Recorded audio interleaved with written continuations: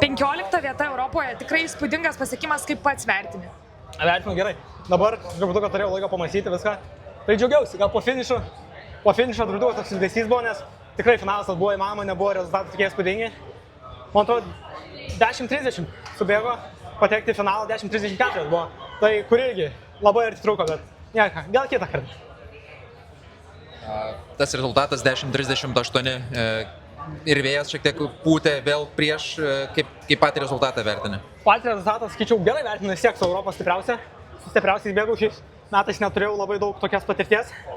Buvau gretose, tikrai laikiausi stipriai, viskas gerai buvo. Tai aišku, oro sąlygos visiems tokios pačios šitam bėgime buvo ir tikrai atsilaikiau su tikrai labai stipriais sportininkais. Būtent apie tos sportininkus, beveik greta takelyje stovėjo olimpinis čempionas. Koks jausmas tau suprast, kad jau esi Europos elite? Truputukas, tuo momentu, kai darai mankštą, tuo momentu, kai esi bėgime, truputukas sunku suprasta, nes tu nežiūri kaip žvaigždė ar kažką tokio, tu žiūri tai, kad jisai tavo priešas, tu bandai jį nugalėti. Tai vis tiek, vidury bėgimo tikrai galvoju yra šansas ir per mankštą pasitikėjimas labai didelis buvo savimi, tai tas turbūt labai padėjo šiandien rezultatui, bet kai dabar pagalvoju, gal truputuką kartelę per aukšta buvo šį kartą. Mes ryte kalbėjom ir klausiau dėl tų lūkesčių, buvo pagrindinis tikslas patekti į pusfinalį, kiek čia to spaudimo dabar buvo šitam vakariniam bėgime, kiek čia jaudulio?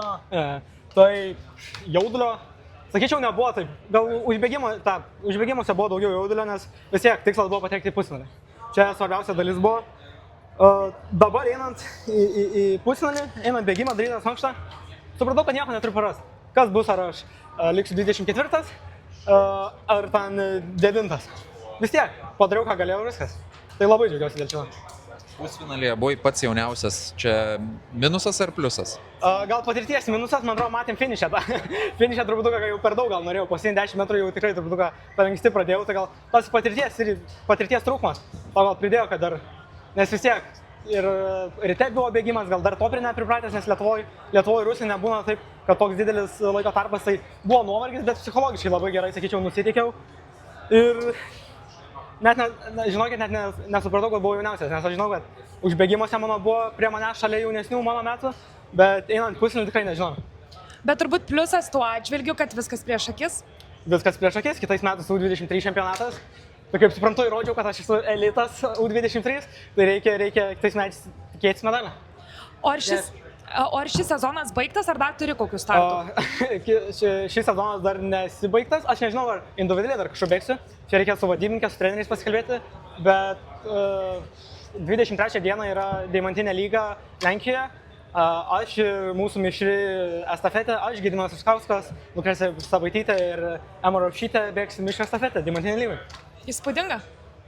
Skaičiai, žinai, 10:38, 15 vieta, bet kiek už tų, kaip sakoma, statistikos, tų sausų skaičių slypi to darbo ir to kelio, kaip galėtum, nežinau, apibūdinti tą kelią iki Europos čempionato ir 15 vietos? Šiais metais tikrai daugiau pasitikėjimo aplink mane žmonės, nes aš vis dar savyje pasitikėjimą turėjau, treneris turėjo manim pasitikėjimą, bet dabar irgi daugiau žmonių pradėjo manim pasitikėti. Tai aš tikiuosi jų nenuleidau ir vis tiek klubas, man tai noriu jūsų asmeniškai padėkoti, Rap laikinėse turėjau, kur dabar visą laiką su manim buvo. Tai šitas rezultatas ir 15 vieta Europoje yra vien dėl jų. Aš tik tais parodžiau jų darbą įdėtą į mane. Sveikinam dar kartą. Ačiū.